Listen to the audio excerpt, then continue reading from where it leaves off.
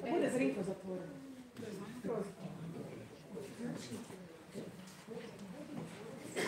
Kao da nam ne bude hladno. Dobro, je malo se pozračilo.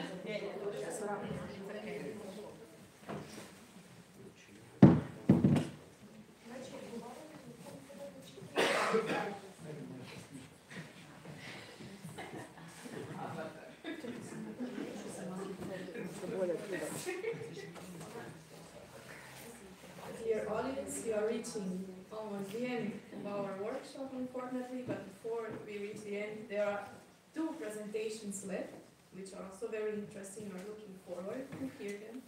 And the first presentation will be from Dr. Stipe Ledic. He's an assistant professor at the Department of History at the Catholic University of Croatia, and he holds a degree in Latin and History and earned his PhD in 2018 with a thesis on Josip Keresturi. He has authored several history textbooks and published on the political, social, and administrative history of the Habsburg monarchy in the late 18th century. His research interests include Josephinism in Croatia, early modern Latin historiography, and the didactics of history. Within the LIFE project, he is working on the court agent Josip Keresturi and Bishop of Zagreb, Maximilian Vrhovac. The floor is yours. Marta, the floor is yours.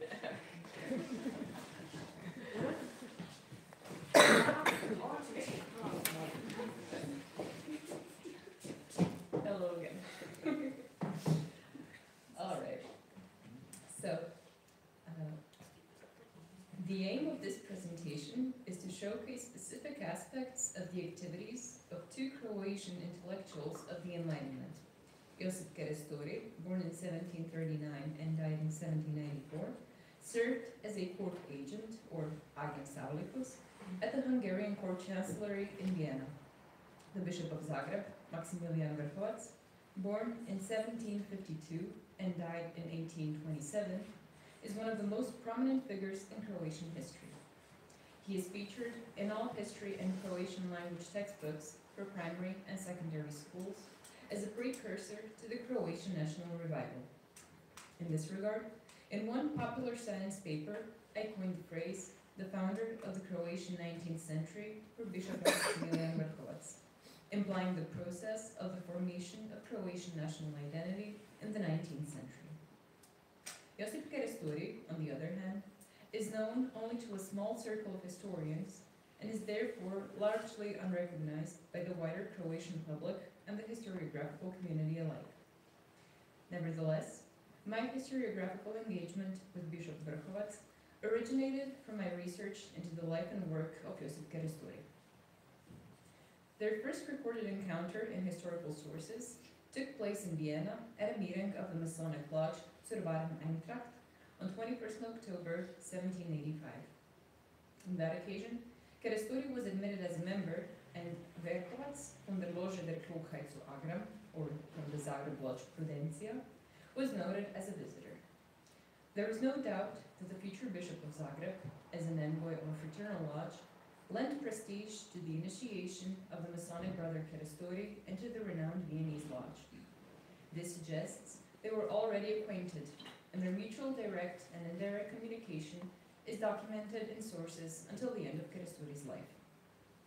From a historiographical perspective, this event symbolically frames their sphere of operation, as Austrian historiography has thoroughly developed and substantiated the thesis that this lodge was a gathering place of Vienna's intellectual elite and a significant proponent of Josephinism.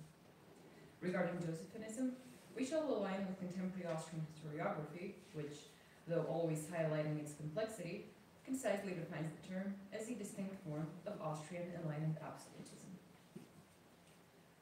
This was implemented, particularly during the era of High Josephinism, through systematic, comprehensive reforms across all areas of the Habsburg monarchy, aimed at achieving the general welfare, or das allgemeine Wohl in German, of society as a whole. The theoretical foundations of Josephinism were developed by Austrian Cameralist theorists under the influence of rationalism and the Enlightenment. The Josephinist reforms denoted a process of state building, or Staatsverwendungsprozess, which maintained as a transformation of the Habsburg monarchy from an inefficient administration dominated by the estates into a structure with newly established state registries that became effective instruments of the reform policy championed by the Viennese court.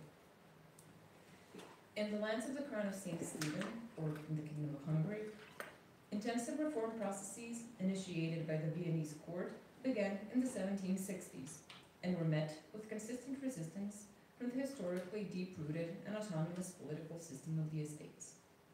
The Josephinist reforms and the opposing estate system constitute the framework within which all phenomena and the activities of individuals in Viennese Croatia in the final decades of the 18th century must be examined. To further encompass the social and political context, the peripheral status of both civil and military Croatia within the Habsburg monarchy must also be underscored. This was due to its centuries-long position as a borderland with the Ottoman Empire. Its peripheral nature and role frontier against the archetypal enemy of the Christian West resulted, over the centuries, in the formation of a specific state, political, and general social relations. In the mid-19th century, 18th century, when European Enlightenment culture was at its zenith, Croatian society remained burdened by the Ottoman threat. Furthermore, the promising impetus of the Josephinist reforms was curtailed during the war against the Ottoman Empire between 1787 and 1791, which triggered a severe economic crisis and subsequent social and political instability in the Hungarian-Croatian territories.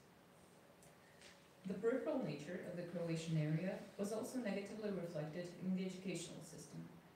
Throughout the 17th and nearly the whole of the 18th century, the only public schools were the Jesuit Gymnasium and Academy in Zagreb, followed by a gymnasium in Varaždin and one in Požega, only from the very end of the 18th century. Given the autonomous political condition of the Croatian state system and the lack of educated individuals who would have been exposed to Enlightenment ideas, the Viennese court was necessarily the sole protagonist of Josephinist modernization reforms. Through exposure to and familiarity with the practices and intentions of Josephinist policy towards Croatia, certain public figures gain an awareness of the importance and necessity of its implementation. Their fundamental goal was to create an administrative structure conducive to modern economic policy, aimed at improving the general living conditions of the entire population. In this context, the role of two public figures, intellectuals who openly advocated the implementation of Josephinist policy in Croatia, must be assessed. Since the core argument is that they were Enlightenment intellectuals, it is necessary to clarify how their Enlightenment thought was manifested. Josip Kerestori was an independent intellectual who established himself on the public scene in the Habsburg monarchy through his legal and literary skills. His extensive opus provides exceptional insight into the policy of the Viennese court and its reception within Hungarian Croatian society during the period of High Josephinism. As a member of the Society of Jesus, he was educated in accordance with the Ratio Studiorum curriculum, excluding theological studies, and he taught Latin grammar and literature for 4 years. Flawless Ciceronian Latin was his rhetorical instrument. It can be stated without reservation that Kerestori's Latinitas distinguished itself from his Croatian contemporaries through its elegance of style and clarity of expression. Latin was the native language of his intellectual thought. As he himself wrote, he chose Latin because it was understood by educated people in both Croatia and Hungary. It is equally important to note that his Jesuit education did not prevent him from acquiring useful knowledge, which he pursued by enrolling in law after leaving the Society of Jesus. In fact, the skills honed within the Ratio Studiorum provided the foundation for his adept assimilation of modern knowledge and his keen political analysis of the monarchy's issues. I emphasize this because Kerestori's contemporaries often labeled Jesuit gymnasia as schools where Latin was learned without the acquisition of useful knowledge. His entire written opus, an old voluminous one at that, attests to his unwavering support for Josephinism at all levels of state function.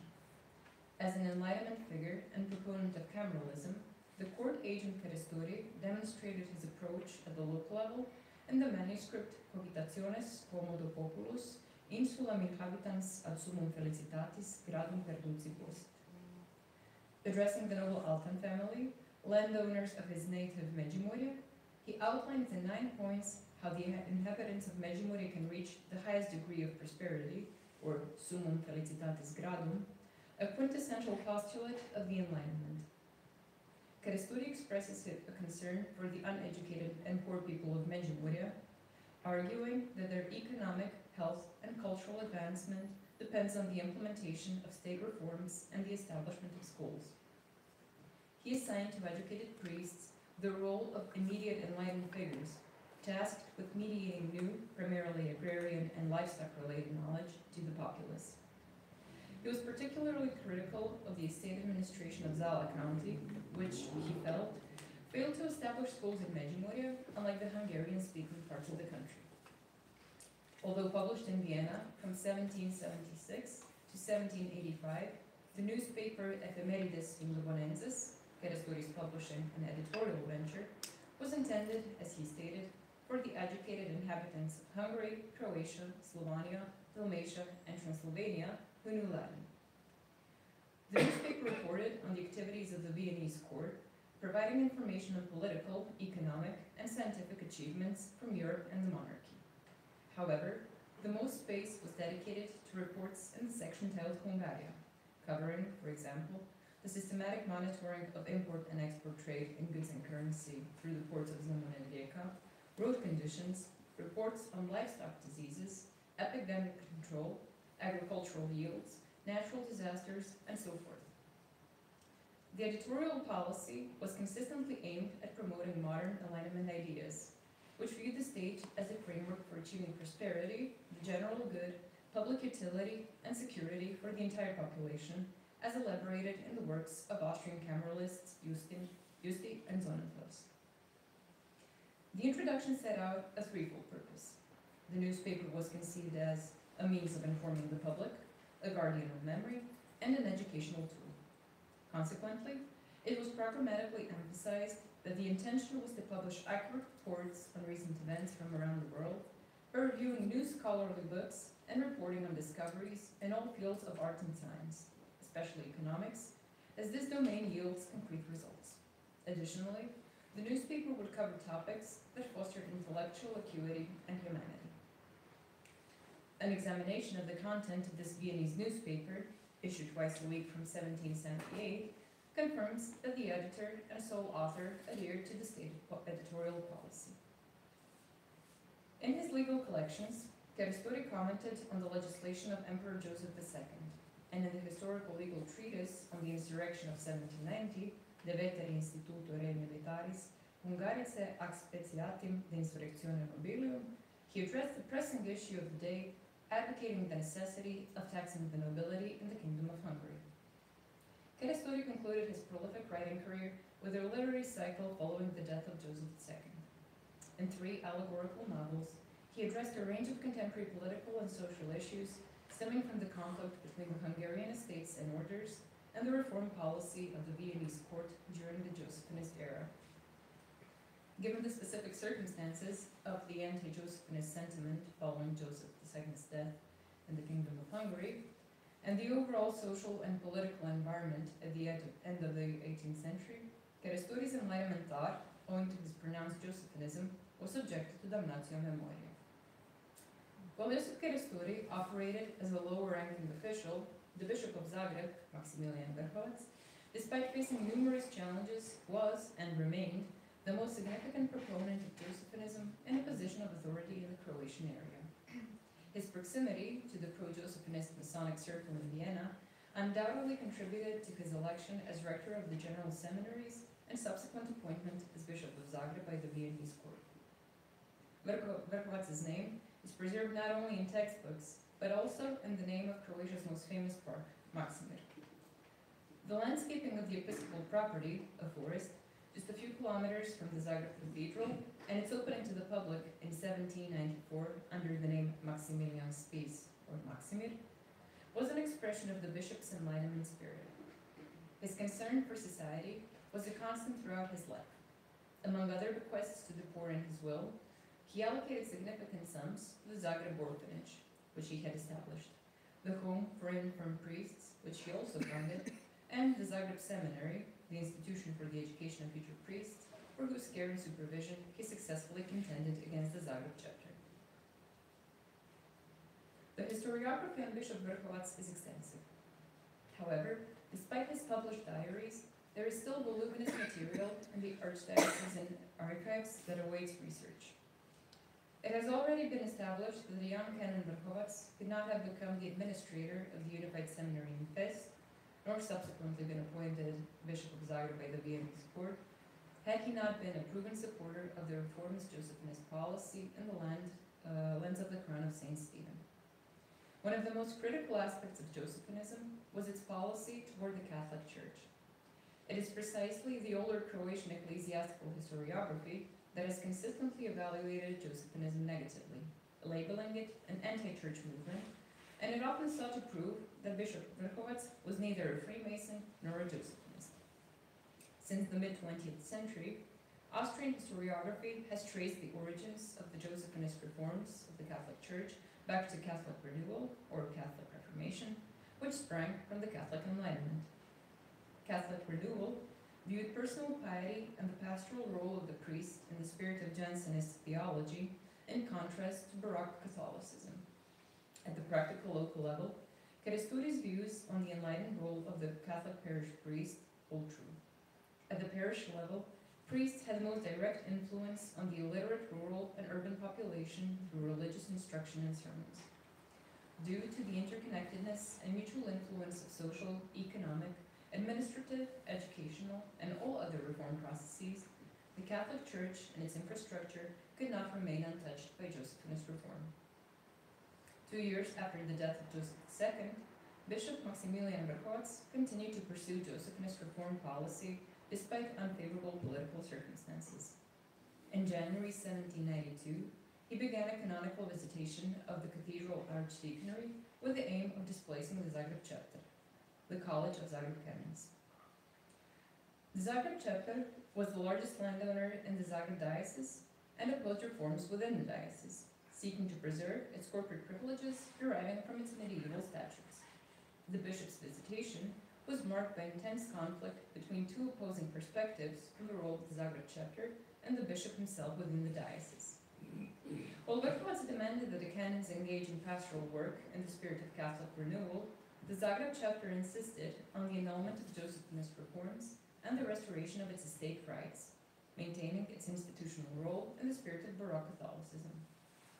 The results of the visitation were declared only in 1800 with the implementation of new statutes for the Zagreb chapter, thereby disciplining the Zagreb canons and assigning them the role of the bishop's auxiliaries. The prolonged conflict between Bishop Vrhovac and the Zagreb chapter, a centuries-old ecclesiastical institution of the estates in the Zagreb diocese, with a very strong historical consciousness and a dedication to preserving its privileges, demonstrates his persistence in implementing reforms in the spirit of Catholic renewal. It is important to note that the archival material from the visitation of the Cathedral Archdeaconry, which lasted from 1792 to 1800, comprises about 10,000 pages of documents, which in itself testifies to the extraordinary significance of this conflict. In conclusion, it is appropriate to assert that this example demonstrates Vrhovac's sustained activity in the spirit of Josephinism.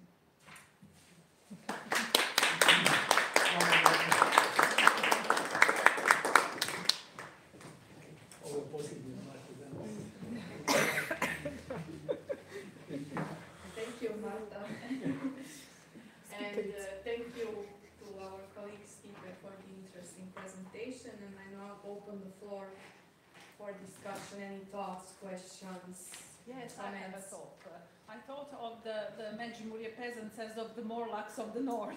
It came to me that we can sometime in the future compare the the way they describe the Međimurje illiterates or peasants or those who needed schooling with what either by Montefortis or others wrote about the Morlachs. But we'll come to that. It's just a thought. Yes. Good. Any questions, feedback?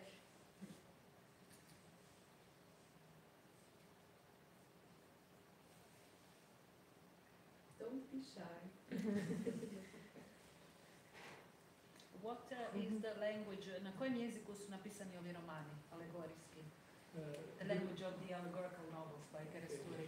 I speak in Croatian markedly. Keresturi je sve napisao na latinskom. Znači i romani su isto na latinskom. Cijelo je sve napisao na latinskom jeziku. It was all written in Latin. His entire oath is included. So we have three fictional, how many, koliko ih ima? 3 romana. 3 fictional allegorical novels, but all in Latin. I cannot read it. I could, but not translated. Nisu prevedene. Thank you for the paper, and I'll pose the question in English, and we'll translate the information if necessary. I was reading some time ago about Berlinische Monatschrift, where Kant and other Prussian intellectuals discussed the limits of the Enlightenment with regards to spreading the Enlightenment among the people.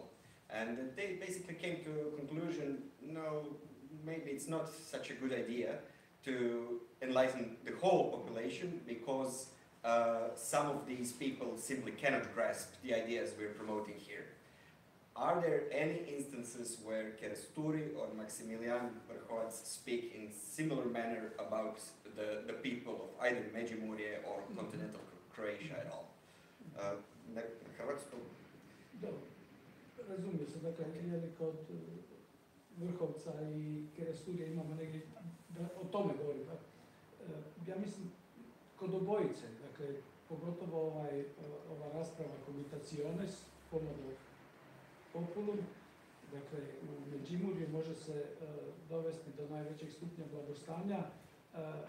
On tamo iz točke u točku i svaku točku završava tako da katolički svećenici moraju biti posrednici prosvjetiteljskih ideja, svome puku. A to je konačno i Vrhovac kada se sukobljava sa zagrebačkim kaptolom. Dakle, njemu nije samo pozicija moći da on oduzme sjemenište zagrebačkom kaptolu, nego odgoj tih budućih svećenika, da oni budu predani pastoralnom radu, da mogu posredovati i katoličke ideje, kako ih je on zamislio, u duhu obnovnog katolicizma, a onda i ove državne ideje u doba jozefinizma i tako. Tako da, evo, kod jednog i kod drugog se to vidi. So, in short, they both saw that local parish priests should be mediators, mediating those ideas from intellectuals top up down to the, so to say, common folk, to the people, and this is what they argued for. Thank you.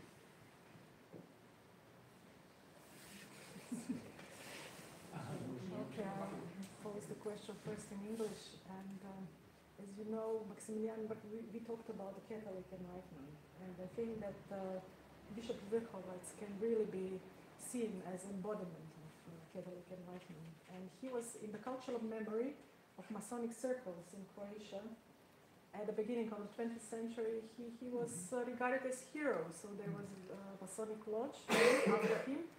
And he was seen as very progressive, and it was not only about the Catholic Church, it was also about the Orthodox Church, because Serbian Orthodox Mitropolites at that time were also members of the Masonic Lodge.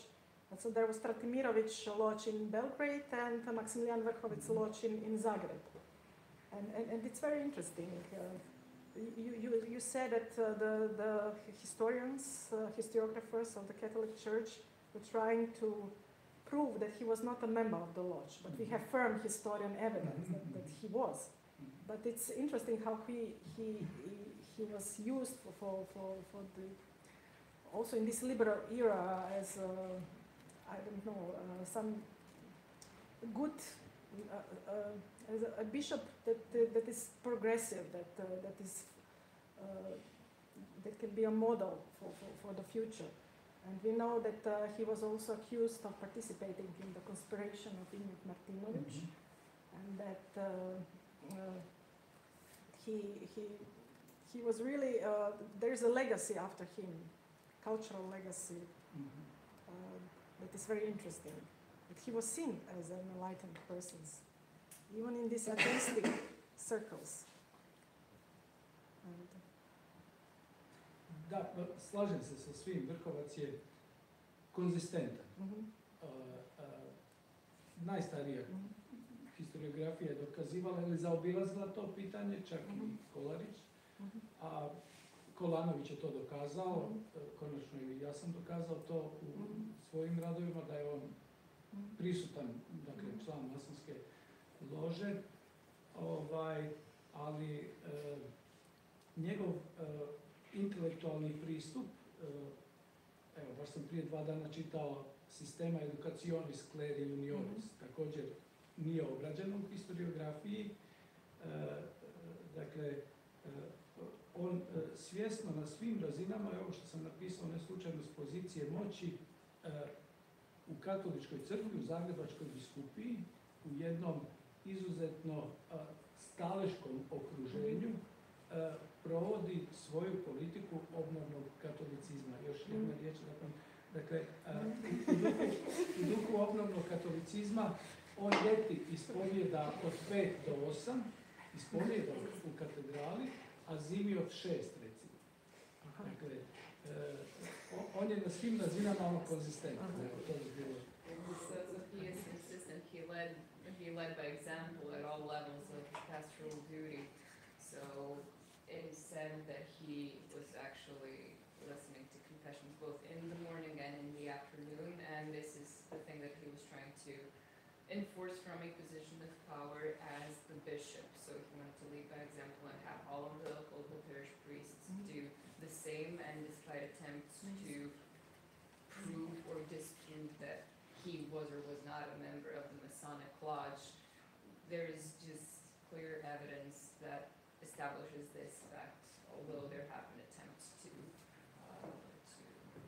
On je stalno prisutan u hrvatskoj javnosti, dakle stalno, tako da nije čudno tijekom cijelog 19. stoljeća, dakle, s obzirom na njegovo dopisivanje sa Dalmacijom, sa fratrima, korespondencija ogromna, što ćemo pokazati ovom projektu. Tako, a iz perspektive početka 20. stoljeća nije čudno da masonska loža onda daje ime po njemu, jer je on stvarno u javnosti tijekom cijelog 19. stoljeća ostao zapamćen kao jedna izuzetna intelektualna figura, svoja, samosvjesna. He was a towering intellectual figure, and so it is no wonder that even in the 20th century the lodges would be named after him, because he was very present in the public life in Croatia, and this is attested. And his correspondence attests to this fact, because he was very present in all aspects of public life in Croatia in the first half of the 19th century. A slobodno zidarstvo s kraja 19. i početkom 20. stoljeća je nešto potpuno drugo u odnosu na zidarstvo 18. stoljeća. Yes, and Freemasonry at the turn of the 20th century is a completely different thing to what it had been in the 18th century, so these are two separate things actually. Kod zapisa u masonskoj loži Crvara Najntrak piše Josip Keresturi katolik. In the official records of the lodge Crvara Najntrak, it is explicitly noted that Josip Keresturi was a Catholic, so in the records it says and Maximilian Vrhovac priest. So it is explicitly stated that they are Catholic and that Vrhovac is a priest.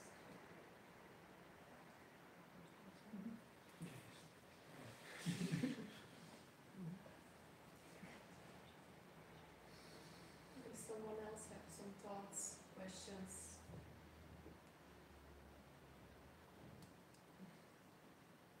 This has to be in English. It's a question of how the Viennese court views his point of view of the court from Vienna and for Josephism as a policy, because they can engage with the Croatian estates. The problem is the Croatian estates, this is a question, which Vienna needs to deal with. But they are able to use their position, the bishop and the ex-Jesuit are able to use their position. It's one of these ironies of the way the monarchy works, that they can use their position, in fact, to also to promote what we would call enlightenment, what you want to call enlightenment in Croatia. So that they have two different roles, as it were. Well, they're different roles, because from Vienna's point of view, it's a matter of dealing with the Croatian estates, which are part of the Kingdom of Hungary. Dakle, zapravo, Gerestori i Vrhovac su bili u jednu ruku produžena ruka habsburških vlasti kao posrednici koji su trebali nekako udobrovoljiti te hrvatske završe. Da, to znači, da, to je temeljni problem jozefinizma i u Ugarskoj i u Hrvatskoj. Dakle, to je pitanje staleža. So this is common to both Croatia and Hungary as the crux of the problem with Josephinism is the estates actually and their reaction to these reforms. Da skratimo sve priče zašto su oni prosvjetitelji, referirat ću se, ja mislim, na jednu kratku opasku profesora Kontlera gdje kaže, ako sam dobro shvatio, netko je prosvjetitelj ako razumije problematiku svoga vremena i svoga područja gdje živi. So he said that he will draw the Kontler if he understood right that an enlightenment thinker, or rather a reformist thinker, is somebody who understands the problems of the age and can engage with them in an active way. I Kerestori i Vrhovac su razumjeli autarkičnost hrvatskog staleškog sustava i da to u modernom svijetu jednostavno ne može tako opstati. So both of these actors understood that the state system was actually autarkic in a way, self-sufficient, and that could not last in the world that they were living in, so that this was a totally outdated model of political participation. Sad, fascinantna je ironija s kojom se Kerestori obračunava u svojim latinskim dijelima sa staleškim sustavom, sa mentalitetom staleškim. Okay, so in Kerestori's works have a very pronounced ironic note. Obračunava se. In his, well, not attacks, but dealings with the estate systems, Kerestori is very ironic and satirical in the way that he treats the matter, so this kind of reflects his attitude to this. Staleški sustav, taj i barokno katoličanstvo, s druge strane u crkvenim institucijama, ono što ja vidim u izvorima je stanje u hrvatskom društvu dok ova dva intelektualca djeluju. So Baroque Catholicism is actually the norm of the world within which these two individuals operate, and this is what sets them apart. They're in complete contrast with what is the norm in these lands at that time period. To je ta rubnost, nedostatak intelektualnih krugova koja bi... That's why they were marginal figures, because they had there were no other thinkers who would agree with them on the matter, so they were the outliers in a sense. I problem Kerestorija koji je napisao iznimno ogroman opus je što je on na Ugarskom saboru 790. bio optužen. Okay, so the problem with Kerestori is that although he wrote many works in Latin, at the Hungarian died in 1790, he was actually running for The insurrezione. for the insurrection, so he was actually Nametanje poreza. okay, for the levying of taxes, he was accused of participating.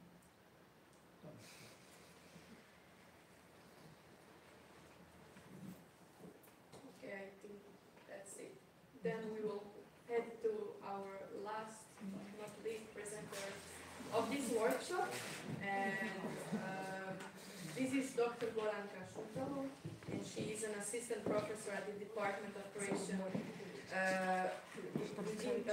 Literature within the Faculty of Humanities and Social Sciences at the University of Zagreb.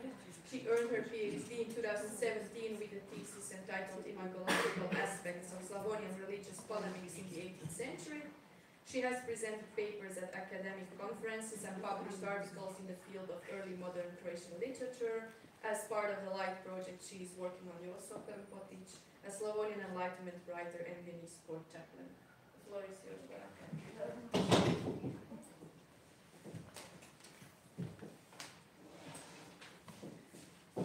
Dear professors, dear colleagues, hello everyone once again. As you said, last but I truly hope so, not the least, so today I will speak about something completely different about Croatian literature. My title is The Varieties of Croatian Literary Enlightenment, Croatian Literature in the Habsburg Monarchy in the 18th and the early 19th century. Croatian literary enlightenment has been described in Croatian literary historiography, mostly imprecisely, and reduced to didactics and a popular orientation, and defined primarily by its shortcoming, by comparison with French Illuminism, from which it largely differs. It is neither atheistic nor anti-feudal, resulting in skepticism towards the term per se, which is sometimes, for lack of more precise definitions, reduced merely to education. Croatian literature in the Habsburg monarchy in the 18th century encompasses two literary regions, i.e. two individual literatures, Slavonian Shtukevian literature and the Kajkevian literature of Banska Hrvatska, whose main representatives acted and created in the context of Enlightenment absolutism, specifically the reforms of Maria Theresa and Joseph II. The selection of representative writers thereby exceeds the strict chronological framework of the 18th century and extends into the early 19th century, as illustrated by examples of anonymous Kajkevian drama and the comedic work of Zagreb Polin Tituš Prezovački. As representative figures of Slavonian Enlightenment segment, I consider at first Matija Antun Relković and Adam Tadija Blagojevich. The focus on writers active within the Habsburg monarchy in the 18th and the turn of the 19th century is therefore not accidental. Their examples will be used to clarify the Enlightenment ideologies that are abundantly present in their literary texts with the aim of more precisely describing the variant of Croatian literary enlightenment, but leaving aside for now writers of Enlightenment bent in Dubrovnik and Dalmatia. Taking into account the importance of the national turn in the approach to studying the phenomenon of Enlightenment, which John Robertson addresses, observing as a consequence a certain decentralization of French Illuminism, the term Enlightenment is viewed and contemplated in the plural, in different European national contexts. In doing so, one of course must consider the shortcomings of such an approach, which Robertson associates with the potential loss of coherence of Enlightenment as an intellectual movement, resulting in the fragmentation of its ideas into different, I quote Professor Robertson, discursive practices and separate national units, end of quotation. This ultimately leads to contemplating the Enlightenment along the lines of Franco Venturi in terms of the importance of the elements of cosmopolitanism and patriotism as its constituent parts, which will also be examined and questioned using examples from literary texts of the Slavonian and Kajkevian writers. Writing about the Enlightenment in Central and Eastern Europe, Laszlo Kontor emphasized the possibility of viewing the Enlightenment in the plural instead of as a singular phenomenon with a dominant Francophone connotation. When he states that the Enlightenment outside Western Europe is perceived as lacking depth, Conter explains this not only by the different socio-cultural environment, but also by the notion that theoretical knowledge is this, as he called them, intellectual wastelands, or as he euphemistically calls them, less fortunate regions of Europe, is very deficient and weak. He states that the term enlightenment, I quote, can mean different things to different people, but common to all is the discovery of hitherto unknown with the goal of improving the living environment, or quite simply the pursuit of happiness, both material and spiritual, for oneself and others, as they are inseparable. End of quotation. In this sense, Conter explains Enlightenment patriotism, which cares for the public good. But for the patriotic citizen, this means, I quote, acquiring thorough knowledge of the conditions of the homeland that needed improvement, end of quotation, which can belong to different spheres of life, from education, culture, social relations, and economics.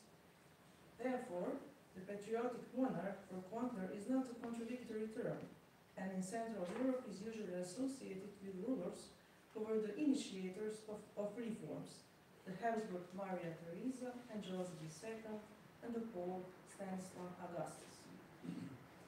According to Conter, recent research into 18th century secularism is not primarily motivated by philosophical aspects and agnosticism, which has the consequence of recognizing theology, I quote, as a form of knowledge and religious communication networks as transmitters of exchange and possible reform of knowledge, end of quotation.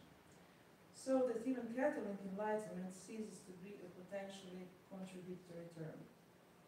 In this regard, as Aspas and Conter point out, for the Catholic enlightenment, the continuity of reforms initiated at the Council of Trent is important, supported by the efforts of popes Innocent XI and Innocent XII, and containing elements close to the Enlightenment, such as, for example, more rational, utilitarian, and practical understanding of the essence and the role of Christianity, with the ultimate goal of penetrating the everyday life of the faithful. Important here is the education of the clergy and the faithful, and, I quote, liberalization of religious practices such as the use of vernacular in the liturgy, end of quotation. Such practices are close to the Enlightenment optimism, i.e. the pursuit of happiness.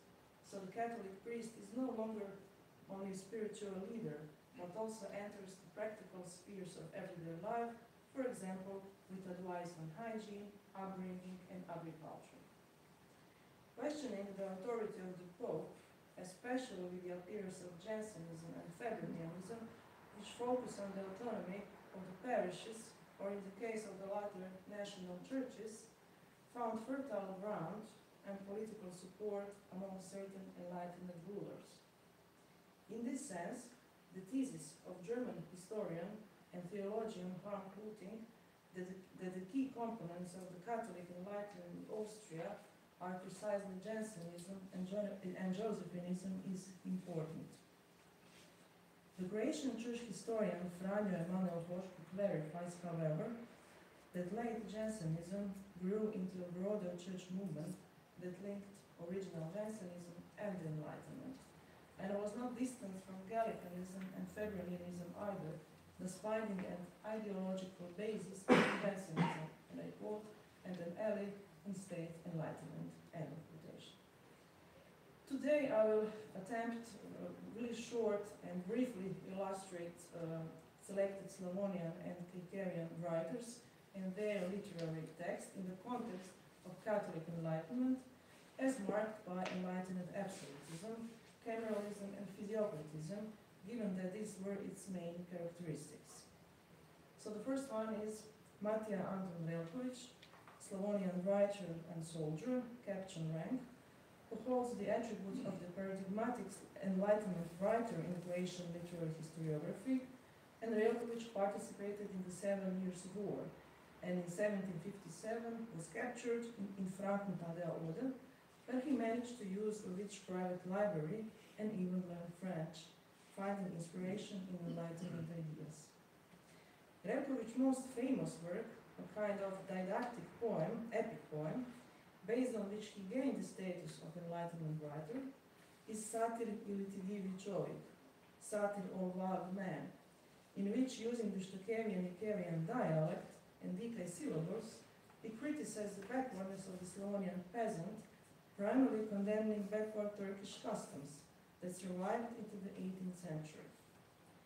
In his benevolent critique, the primary goal of which was to improve the living conditions of his fellow Slavonians, the author enters the everyday lives of the people and offers advice on upbringing, hygiene, and agriculture, inspired primarily by the school of physiocracy, placing the peasant at the center. As a Catholic enlightener, there is no talk of atheism in Repkovich's Enlightenment, although he deals with secular themes.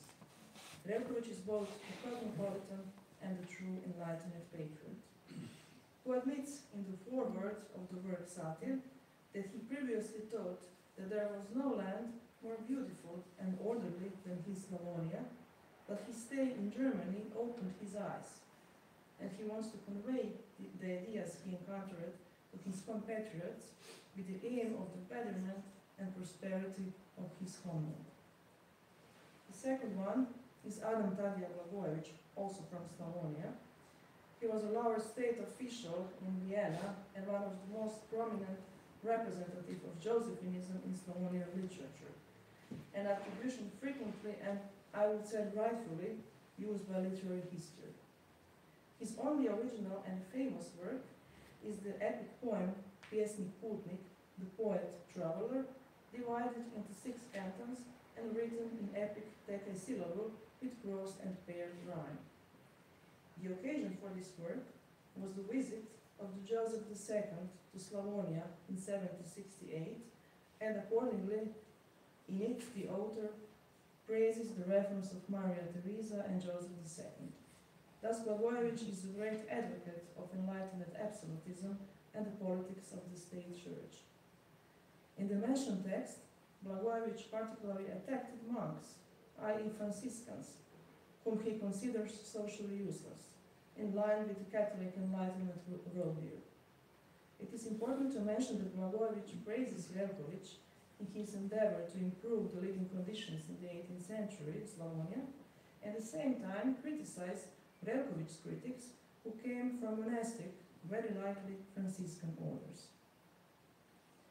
The benefit of the homeland and the public municipal good are important themes that are also present in the corpus of anonymous Hungarian dramas created after the death of Joseph II and under the auspices of the Bishop of Zagreb, Maximilian Mrkovac, year of episcopate 1787 to 1827, who took over the administration of the Zagreb Seminary in the 1790 and initiated work of the seminary theatre. These themes were the best expressed in the comedic work, the plays Matthias Grabancias Diak and Diogenes. Matthias Grabancias Diak, I would say, it's some kind of a wizard, and Diogenes is just the name of the servant. That's the comedic plays of Titus Brezovački, as I said, the Zagreb Poland, active at the turn of the 2 centuries.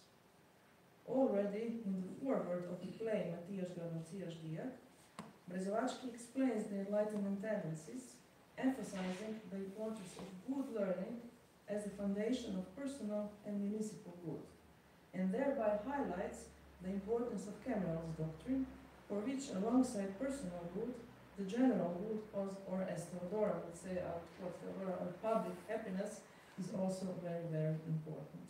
And I would end today this presentation in that tone of public happiness, and a little bit shorter, but thank you very much for your attention.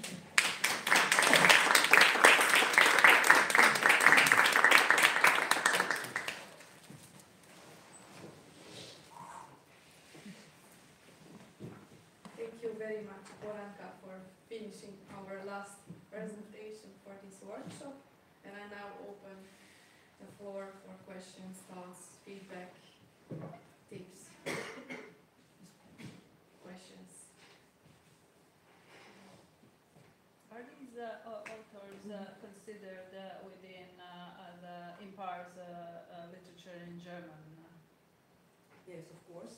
And how do they? Anonymous Kekerian drama. These texts are inspired by the German texts, for example, Austrian writers like Kotzebue, Okay. and they were adapted Mhm. and inspired by these authors from Austria. So that's And do they fit in the canon, in the German, in the Empire's They fit in the literary canon, or do they represent something completely different? they fit in the literary canon, but I think they changed the roles. For example, that in the seminary period, they changed female roles into male roles. for Oh, this example. happened also with Yeah. Goldoni in Zagreb, and in all Jesuit colleges where he was performed, they just took They it switched transformed those roles. into male roles Yeah. because it was. That was very important. So Or sometimes they played female roles, but of course all the boys played. yeah, the boys played always female roles. Did they translate it in any other language, or were they performed in the original? I think that they were inspired by Molière and Goldoni, of course, but they translated from German, as I know. But then afterward, because Goldoni represented in Zagreb, was translated into Latin. So Into we have Latin. Servitore di Due Padroni in Latin, which is a very peculiar case for For this one of my for this professors. seminary, these seminary dramas, I know they are translated mostly from German and Mhm. sometimes from Latin, but basic was the German. So also in Goldoni and Molière, I think that they are translated from the German. Versions. Versions, yeah. Secondary translation. Okay.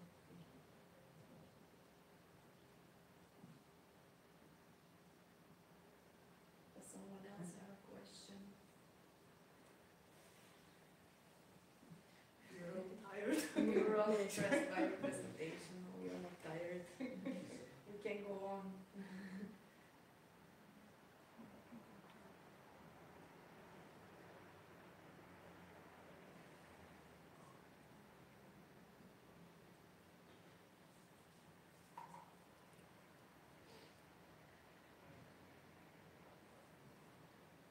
No, I would just ask,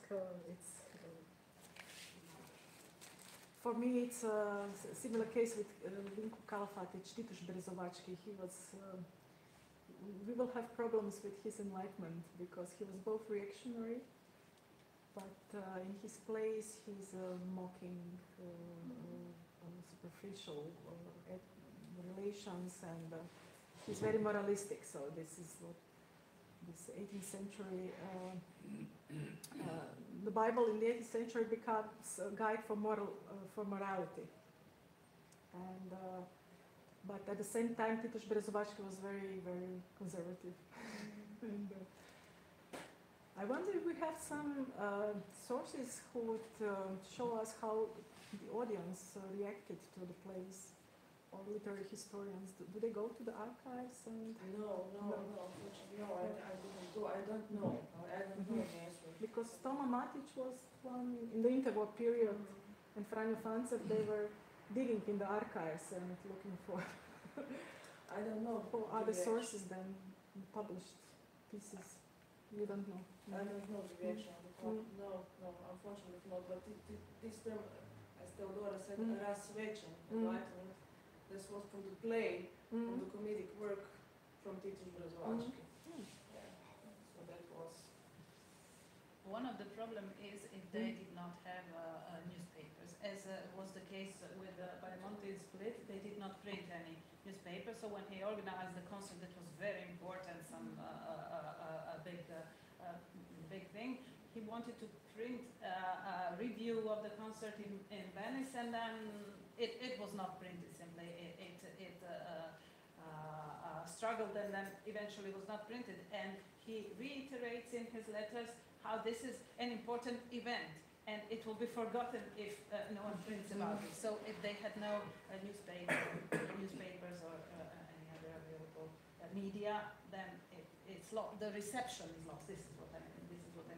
The public reception and reviews, stuff like that. But those plays in this seminary text and those plays there, the public there were relatives, students. Mhm. So it's not for the lot of population. I don't know the answer for that, but that's the. Mhm. I'm thinking, but But those plays were put on stage in the seminary, yes. not in private, because nobility, they had their It was private inside. theaters, In the seminary. Yeah, but this was in the His seminary, relatives Yeah. from the seminary pupils and like the Jesuits Yeah. before. yeah, like just Mhm. it's the same. No? Mhm. But Titus Brzovalskis, he had a problem with Maximilian Mrkov. Yeah, yeah. Also, one of the opponents, One of the paid one of the- opponents. big subjects. Mm. Maybe that was also the problem. Mm. Why? Why he didn't. Is there a sense of the repertoire of what is the range of plays? Mhm. Do they play Italian plays?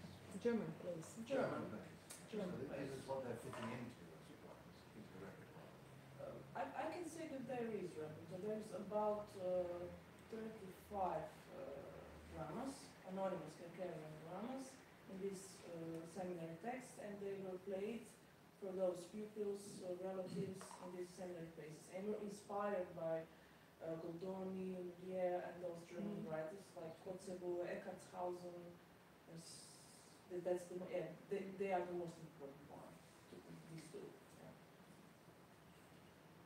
And that was under the auspices of Bishop Maximilian Lerport. Mm. So. And when I read 2 dramas, and when I write about that dramas, I find some ideologies that I can say that they are enlightened ideologies. So in those seminary texts, so I think that's interesting. So we can connect that with Titus Brzovalski also.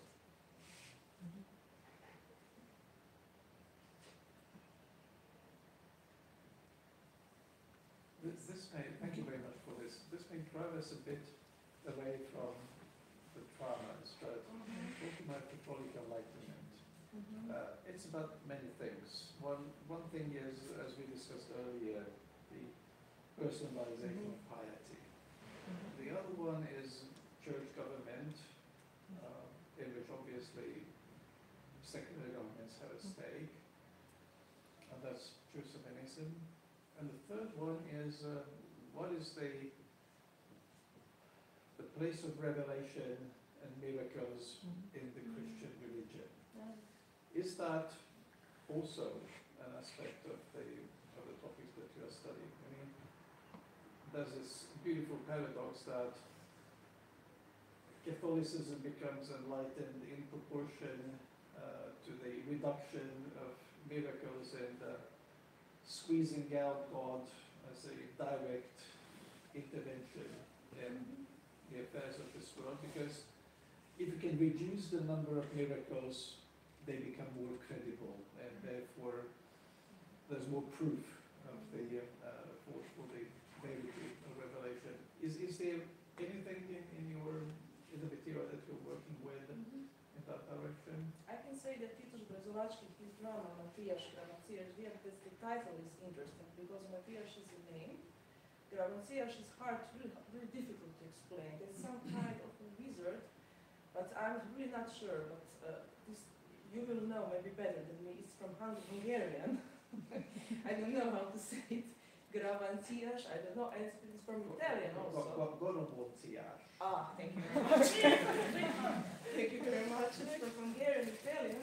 Yeah, but Gorobonciás in Hungarian is this itinerant student who is playing all kinds of tricks on the... Yes, that's it.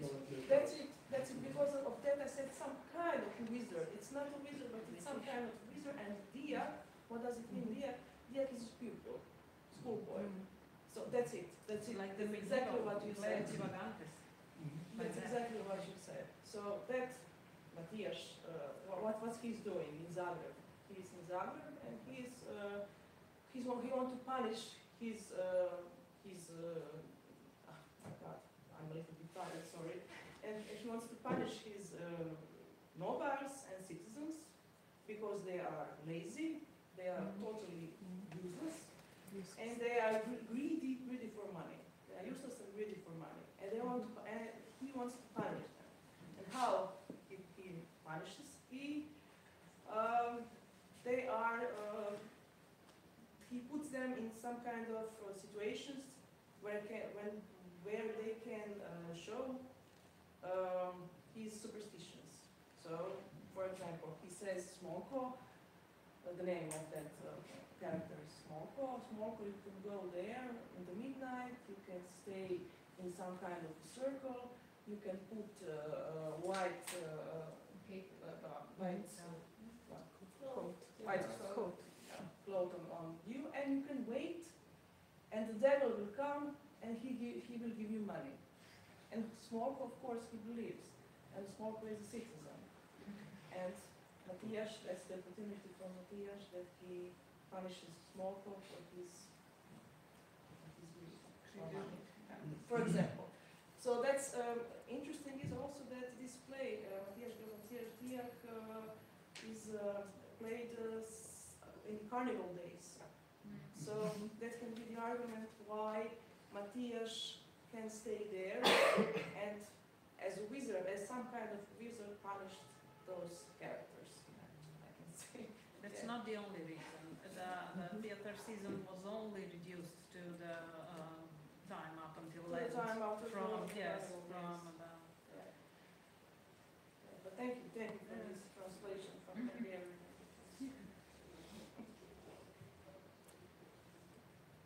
I wanted to say that at this time, a great concern of the Catholic priests was the appearance of the so-called libertinism. So the problem was not the non-existence of God, but the non-existence of devil. Because if there is no devil, then we can do whatever we want. If there is no hell, and this is the problem. Baltazar Adam Krčelić writes about it in the Annual. And these libertines, and we know that military officers, they were the most mobile, and they were the ones who were actually promoting this lifestyle. And this was something horrible. And in many sermons, they are mentioning this new feature. And libertinism was even worse than atheism.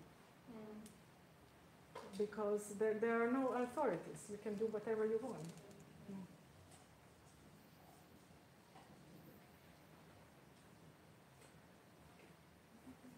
Some final thoughts? If not, I will finish this part of the workshop and give the word to our principal investigator who started the workshop and who will end it. Thank you very much. We started at 9. No, it's okay. I'll talk from here, and I can say that I'm delighted. So it's the first workshop dedicated to Enlightenment studies in Croatia, and I think it was fruitful for us, at least, who were presenting our case studies, and I think that the feedback was more than generous. So really, thank you for all your thoughts, for your patience with us, and I think that we are all encouraged to go on. And so the next year we will be more empirical, we will work on correspondences, and I think it's a good group, interdisciplinary. We have a literary historian, we have Italian studies historian, and 2 doctoral students and 2 postdoctoral students. And I think we can do something with the Enlightenment in Croatian land. So, and one more thing. So the catering went away, but there's some food left, and if you want to take it home, you are free to take it home, because it would be a pity to leave it.